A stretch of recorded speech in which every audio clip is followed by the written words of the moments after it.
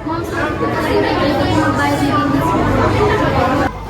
You may now take your break. Kasi, kita ka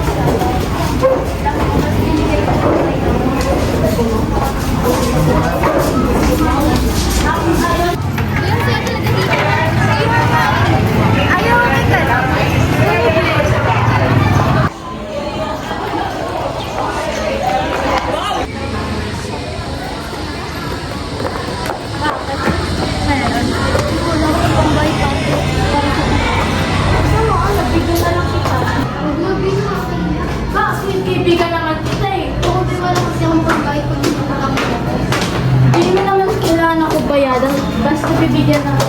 Hindi ko lang ito kung dahil sa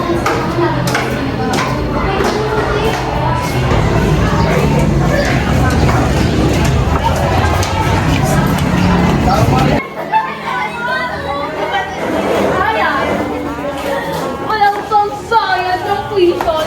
Kawawa. 14! Bakit ba? Anong pakino? Ay, no? Lubigan niya ganito? Akin, ako lang? Ano lang pala? Kasi pakimon, papataya ka usap. Wala nang box ng swam. Alis kayo dyan. Wait, alis. Okay, alis.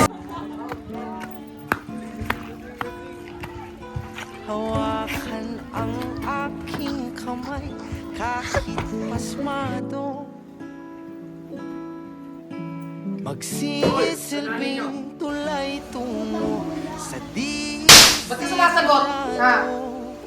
Iwan natin silang lahat. Tayo muna hanggang sa pagdilat pupurahin lahat ng Akala ko kailangan ka ng 500. Bakit 10 piso to? Nagsugal ako eh. O, ba't ka nagsusugal? Wala na tayong pera. Gusto ko kasi yung pera natin sa kakayo ng anak. Magkano lang to? Ano magkano? Nakahanap ka na sa isang araw. O, ikaw nakakainusugal ka sa isang araw. Bakit mo? Wala nakakalaman. Pinabalik ko sa'yo yung tanong, ilang beses ka nagsusugal sa isang araw? Ha? Wala ka na doon.